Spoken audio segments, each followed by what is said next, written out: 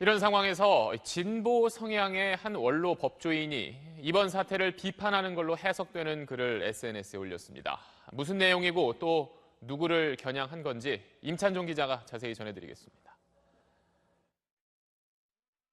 이용훈 전 대법원장 시절 대표적 진보 대법관으로 꼽혔던 전수환 전 대법관이 그제 페이스북에 올린 글입니다. 정호승 시인의 나무에 대하여라는 시가 새겨진 나무 사진을 올리며 이미 굽은 것을 어쩌겠는가, 하늘을 향해 다시 뻗거나 포기하고 바닥을 기거나 가지치기를 당하거나 그 또한 나무의 선택인 것을이라고 썼습니다. 벌목만은 피해야 한다는 문장도 덧붙였습니다. 이번 사태로 신뢰가 땅에 떨어진 법원에 근본적 개혁이 필요하단 소신을 밝힌 것으로 해석됩니다. 그런데 법조계에선 이 글이 양승태 전 대법원장을 겨냥한 것 아니냐는 해석이 나오고 있습니다. 지난해 9월 사법부 블랙리스트 의혹이 불거진 상황에서 퇴임한 양 전 대법원장은 퇴임사에서 나무에 대한 시를 인용하면서 상처받은 고목같이 기억되고 싶다고 말했습니다. 고목 소리 들으려면 속은 어레껏 썩고 고든 가지들은 다 부러져야 고목 같은 법관이 될 수 있다면 더 없는 영광과 행복으로 여기겠습니다. 전수환 전 대법관은 2012년 퇴임 당시 자신의 후임자로 남성을 제청해 대법관 자리를 모두 남성으로 채운 양 전 대법원장의 조치를 비판한 적도 있습니다. SBS 임찬종입니다. 다음 소식입니다. 며칠 전 남북 고위급 회담에서 합의한 대로 개성공단 안에 공동 연락사무소를 설치하기 위해 내일 우리 측 추진단이 북한에 갑니다. 개성공단 정면 폐쇄 조치 이후 우리 측 인원이 개성공단에 가는 건 2년 4개월 만입니다. 김아영 기자입니다. 천혜성 통일부 차관을 단장으로 한 남북 공동연락사무소 추진단이 내일 경의선 육로를 거쳐 개성공단을 방문합니다. 지난 1일 고위급 회담에서 구체화된 공동연락사무소의 개성공단 내 설치를 위해 시설 점검에 나서는 겁니다. 우리 측은 6월 5일 북측의 추진단 방문 일정을 제안하였고 오늘 북측이 이에 동의해 왔습니다. 우리 측 인원이 개성공단을 방문하는 건 2016년 2월 개성공단 전면 가동 중단 조치 이후 2년 4개월 만입니다. 청와대, 현대아산, KT, 개성공업지구 지원재단 등 14명으로 구성된 추진단은 내일 하루 동안 기존 남북교류협력협의사무소와 숙소, 지원센터 등을 살펴볼 예정입니다. 현대아산 측은 기술 분야 실무진 3명이 참가한다며 엘리베이터 등 그간 사용하지 않은 시설을 살펴볼 계획이라고 말했습니다. 전기나 수도 등에 대한 점검도 필요해 보이는데 북측은 현장 점검에 참여하면서 필요한 실무 협의도 할 수 있다고 밝혔습니다. 연락사무소 설치 장소가 확정되고 공사가 시작되면 우리 측 인원이 상주하는 임시사무소부터 이달 중 가동한다는 계획입니다. SBS 김아영입니다. 이런 남북 화해 분위기를 타고 다른 분야에서도 하나둘 물꼬가 트이고 있습니다. 부산에서 열차를 타고 북한을 거쳐 유럽까지 가는 대륙 철도는 우리의 오랜 꿈이었는데 여기에도 한 발짝 다가서게 됐습니다. 정연 기자입니다. 부산을 기점으로 북한을 지나 중국 대륙과 시베리아를 넘어 유럽까지 연결하는 대륙 철도길. 시베리아 횡단, 중국 횡단 철도로 대표되는 유라시아 횡단철도 노선입니다. 다른 교통수단과 비교하면 여객 수송은 물론 물류 운송에서 엄청난 효과를 불러옵니다. 관련국들은 OSJD, 즉 국제철도협력기구를 결성해 복잡한 통관 검역 절차와 비용도 대폭 간소화했습니다. 현재 북한, 중국, 러시아, 헝가리 등 28개국이 참여하고 있습니다. 우리나라도 3년 전부터 가입을 추진해왔지만 북한의 반대로 번번이 무산돼 왔습니다. 오늘 키르기스스탄에서 열린 OSJD 총회에서 한국의 가입이 만장일치로 확정됐습니다. 최근에 남북 화해의 기류 속에서 북한이 마음을 돌린 겁니다. 앞으로 화물 운송 통관과 속도에서 우대를 받게 돼 물동량 증가 등 큰 경제 효과가 기대됩니다. 또 분단 상황으로 교류에 지장이 있던 유라시아에서 새로운 경제적 기회를 얻게 됐습니다.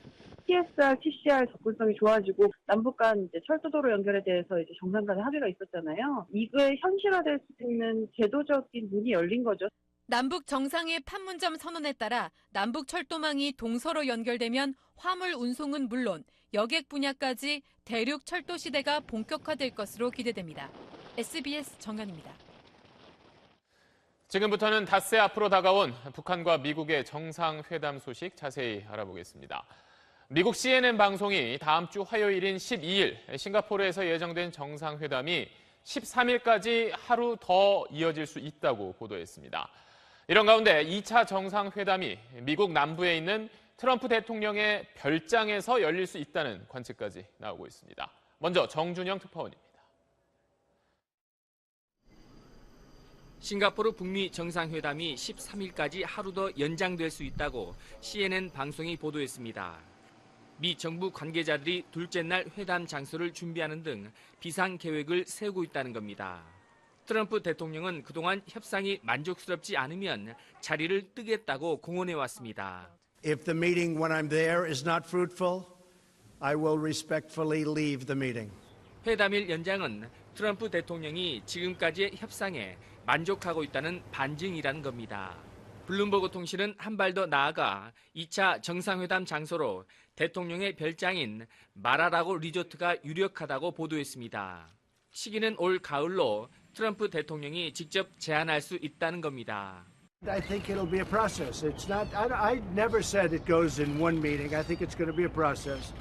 1차 정상회담에서 비핵화 로드맵에 합의하면 최고의 국빈만 방문했던 것으로 초대해 정상국가 지도자로서의 이미지를 부각시켜주고 두 나라의 앞날을 논의해보자는 선물을 제시한 것으로 해석됩니다. 일부에서는 오는 11월 미국 중간선거를 앞두고 북한과 협상을 계속 끌어가겠다는 트럼프 대통령의 전략이라는 분석도 나오고 있습니다. SBS 정준영입니다. 정상회담 날짜가 다가올수록 싱가포르 현지의 움직임도 더 빨라지고 있습니다. 취재 기자 연결해 보겠습니다. 정성엽 기자.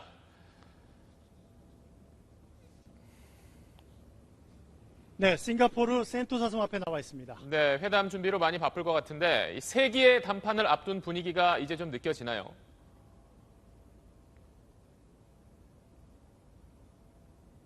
네, 제 뒤로 보이는 센토사 섬으로 향하는 육로는 다리 하나뿐입니다. 즉, 다리 하나를 막으면 들어갈 수가 없다는 얘기입니다. 그만큼 이 경호와 보안에 유일하기 때문에 이 센토사 섬이 북미 정상회담 장소로 선택이 된 것입니다. 센토사 섬의 지금 상황은 전면 통제된 상황은 아닙니다. 하지만 통제 요원들이 카메라를 들고 다니는 사람을 일일이 붙잡습니다. 당신 기자냐, 어디 소속이냐, 또 어디 갈 거냐 이런 걸 꼬치꼬치 캐묻고 있는 상황입니다. 그렇군요. 또 회담이 열릴 카펠라 호텔에서 북한과 미국 정상이 깜짝 이벤트를 할 수 있다 이런 관측이 계속 나오던데 이거는 가능성이 좀 있는 이야기인가요?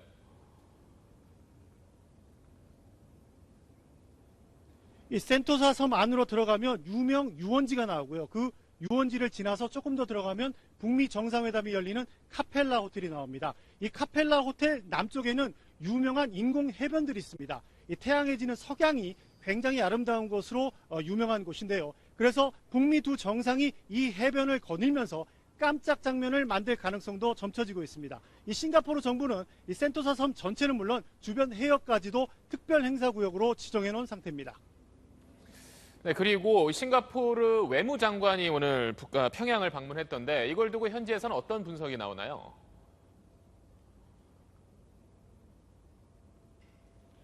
이 발라 크리슈난 이 싱가포르 외무장관이 리용호 북한 외무상의 초청으로 오늘 평양으로 들어갔습니다. 오후 2시쯤 베이징에서 고려 항공편을 이용하는 장면이 목격되기도 했죠. 아무래도 북한의 최대 관심사인 김정은 위원장의 이 신변 안전 대책을 직접 설명하고 또 다른 의전들을 최종 조율할 것으로 알려졌습니다. 반면에 평양으로 돌아갈 것으로 알려졌던 김창선 북한 국무위원회 부장은 싱가포르로 다시 돌아오는 것으로 알려졌습니다. 지금까지 센토사 섬에서 전해드렸습니다. 그럼 이번엔 방금 전해드렸던 싱가포르 센토사 섬 안에 있는 이 카펠라 호텔의 회담 준비 상황을 좀 더 자세히 들여다보겠습니다. 이렇게 붉은색 지붕의 5성급 호텔인 이곳을 저희 취재팀이 오늘 둘러봤습니다. 건물 내부에서는 지금 도색 작업이 한창이고 행사 준비를 위한 작업도 진행되고 있었습니다. 김수영 기자가 전해드립니다. 카펠라 호텔 안에 있는 식당을 예약해 직접 안으로 들어가 봤습니다. 식사 예약을 했다고 하자 특별한 제지 없이 통과시킵니다. 오는 10일부터는 특별구역으로 지정돼 있어서 사실상 출입이 완전히 통제됩니다. 가장 먼저 빨간 지붕의 하얀 건물이 눈에 들어옵니다. 호텔 안쪽으로 더 들어갔습니다. 건물 외부 청소와 함께 도색 작업이 한창입니다. 건물 내부에서도 계단과 바닥에 비닐을 씌운 채 페인트 칠을 하는 모습이 보입니다. 다른 한쪽에서는 행사 준비를 위한 대형 천막을 만드는 모습도 포착됐습니다. 회담 준비 실무진인 듯한 사람들이 대화를 나누는 모습도 눈에 띄었습니다. 호텔 3층에서는 한눈에 대형 선박에 떠있는 바다를 내려다볼 수 있었습니다. 호텔 안에는 양국 정상들이 가볍게 산책을 하면서 대화를 나눌 수 있는 이런 오솔길들이 많이 있습니다. 행사 준비를 위한 인력들은 호텔 안에 북적였지만 대신 일반 투숙객의 모습은 거의 찾아보기 어려웠습니다. 오늘도 호텔 입구에선 차량을 일일이 확인하면서 외부인의 출입을 통제했고 특히 언론 접근에는 상당히 민감한 모습이었습니다. 싱가포르에서 SBS 김수영입니다. 북미 양측은 경호 문제에도 심혈을 기울이고 있습니다. 자, 미국은 대통령의 외국 방문 때 전용기인 에어포스원과 똑같은 비행기를 이렇게 동시에 띄우기도 합니다. 이걸 디코이라고 하는데 사냥감을 유인하기 위한 미끼용 새나 물건을 뜻합니다. 이번 싱가포르 방문에도 이렇게 트럼프 대통령이 타지 않은 디코이가 투입될 걸로 보입니다. 그럼 북한은 김정은 위원장 경호 계획을 어떻게 짜고 있는지 이홍갑 기자가 자세히 전해드립니다. 트럼프 대통령은 전임 대통령들과 마찬가지로 대통령이 타지 않은 또 다른 전용기를 투입할 것으로 보입니다. 싱가포르로 가는 중에 있을지도 모르는 만약의 상황을 대비하기 위해서입니다. 첫 장거리 외유에 나서는 김정은 위원장은 전용기 참매 1호를 타고 갑니다. 김 위원장의 공중 경호에는 중국이 나섰습니다. 참매 1호가 중국 영공에 진입하면 전투기 편대로 특별 호위를 하는 방안을 검토하고 있는 것으로 알려졌습니다. 장거리 비행에 익숙치 않은 참매 1호가 중국을 경유해 가는 가능성도 대비하고 있습니다.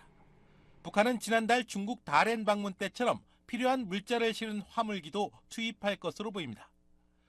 보안상의 이유로 두 정상의 전용기가 이착륙할 곳은 파야레바 공군기지가 유력합니다. 지상에서는 전용차가 동원됩니다. 트럼프 대통령은 방탄 등 최첨단 기능을 장착한 16억 원짜리 전용 리무진 비스트를 공수해 사용할 것으로 예상됩니다. 북한은 판문점 남북 정상회담 때 등장했던 근접 경호원, 이른바 방탄 경호원을 동원할 것으로 보입니다. 싱가포르 측에서는 세계 최강 용병으로 꼽히는 네팔 구르카족 출신 경찰 병력을 북미 정상회담 경호에 투입할 것으로 알려졌습니다. SBS 이홍갑입니다. 그럼 이번엔 워싱턴 연결해서 회담을 앞둔 미국 쪽 분위기 알아보겠습니다. 정화석 특파원. 네, 워싱턴입니다. 네, 먼저 볼턴 안보 보좌관의 입지가 위축됐다 이런 이야기가 많이 나오고 있던데 회담 수행단에는 포함이 됐어요. 네, 대북 초강경파 볼턴의 존재감이 약해지긴 했지만 볼턴은 여전히 백악관의 외교안보 사령탑입니다. 오히려 안 가면 이상한 거겠죠. 그런데도 이게 기사화되는 건 결국 최근 볼턴이 받은 푸대접 때문일 겁니다. 지난 1일 김영철 부위원장 백악관 면담 때 합류하지 못하고 창밖에서 바라보는 모습이 목격됐죠.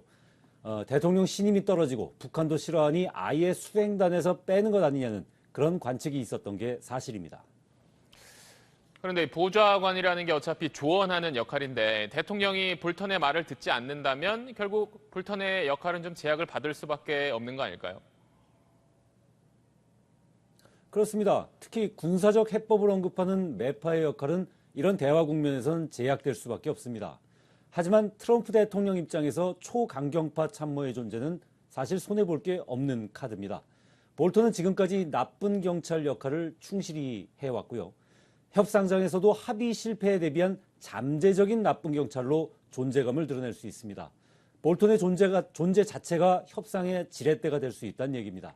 또 협상이 어그러질 경우에 트럼프 대통령이 정말 볼턴을 앞세워서 180도 정책 전환에 나설 가능성도 아예 없진 않습니다. 자, 그리고 이번에 북미 정상 간의 합의가 나오면 미국 의회 인준에 붙인다 이런 말도 있던데 이게 어떻게 되는 건지 좀 설명해 주시죠. CNN이 그렇게 보도를 했는데요. 의회 인준 절차를 거치면 두 가지 효과가 나타날 수 있습니다. 북한에겐 트럼프 임기가 끝나더라도 합의가 유지될 거라는 믿음을 줄 수 있고요. 그다음에 트럼프식 외교를 불신하는 상당수 많은 정치인들이 의회에 있는데 이 의회에서 그 북미 합의를 한 번 더 거를 기회가 있다는 그런 안도감을 주려는 것으로 볼 수 있습니다. 지금까지 워싱턴에서 전해드렸습니다. 이런 가운데 오늘 청와대가 국내 취재진들을 위해 싱가포르에 별도의 프레스 센터를 설치한다고 밝혔습니다. 문재인 대통령이 싱가포르에 가는 걸 대비한 거 아니냐는 관측이 나왔는데 청와대는 싱가포르에서 남북미 3자 회담 가능성은 매우 낮아졌다고 선을 그었습니다. 정유미 기자입니다. 북미 정상회담이 닷새 앞으로 다가왔지만 문재인 대통령에게 싱가포르 초청장은 아직 오지 않았습니다. 김의겸 청와대 대변인은 오늘 싱가포르 남북미 회담 가능성은 낮아지고 있다고 말했습니다. 한 청와대 관계자는 실무 준비를 감안하면 싱가포르 남북미 회담은 물 건너갔다고까지 말했습니다. 청와대 고위 관계자도 지금은 남북미 회담이 의제가 될 상황이 아니라 북미가 합의 내용에 집중해야 할 상황이라고 전했습니다. 이에 따라 종전선언은 정전협정 체결 65주년인 다음 달 27일이나 9월 유엔 총회에 맞춰질 걸로 관측됩니다. 외교부는 다만 3국 간 지속적이고 긴밀히 협의할 거란 원칙적인 입장을 밝혔습니다. 이런 가운데 싱가포르 국내 취재진을 위한 한국 프레스센터는 별도로 설치됩니다.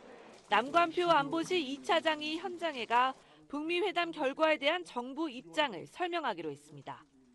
남북미 불씨가 살아있는 거 아니냐는 관측이 일부에서 또 나왔지만 청와대는 문 대통령이 가지 않더라도 당사자인 우리가 손 놓고 있을 수만은 없어서 현장 설명에 나서는 것일 뿐이라고 일단 선을 그었습니다.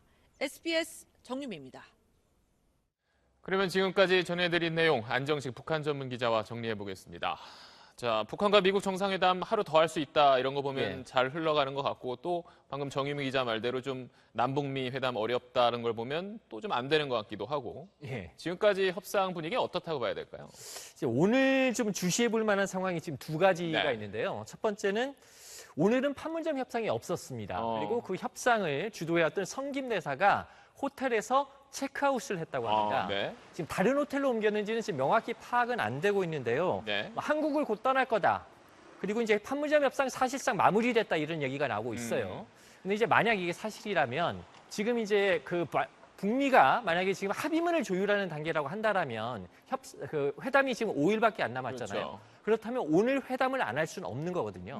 그렇기 때문에 오늘 회담을 안 하고 있다는 건 북미가 합의문을 조율할 단계까지는 아직 못 갔다 이렇게 볼 수 있는 대목이 있고요. 또 한 가지는 앞서 보도에서도 보셨지만 싱가포르에서 남북미 회담이 어려울 것 같다. 다시 말해서 종전선언이 어려울 것 같다는 얘기를 오늘부터 청와대가 얘기를 하기 시작했습니다. 이 얘기는 뭐냐면 즉 종전선언이 가능할 만큼 북미 간 협상이 잘 되지는 않고 있는 것 같다. 이렇게 또 해석할 수가 있는 대목입니다. 그렇다면은 북한과 미국 정상회담에서 어떤 의미 있는 합의가 나오기는 좀 어렵다고 봐야 할까요? 일반적인 정상회담이라면 그렇게 봐야 되겠죠. 하지만 이 북미 정상회담은 아예 스타일이 다른 성격이기 때문에 가능성은 열어둬야 됩니다. 지금 미국이 회담을 이틀까지 생각하고 있다는 거 아닙니까? 이 얘기는 뭐냐면 북한의 협상 태도 자체는 신뢰할 만하다 이렇게 평가를 하고 있는 것 같습니다. 그렇기 때문에 양 정상이 직접 만나서 충분히 시간을 갖고 한번 대화를 해보자 이런 생각인 것 같고요.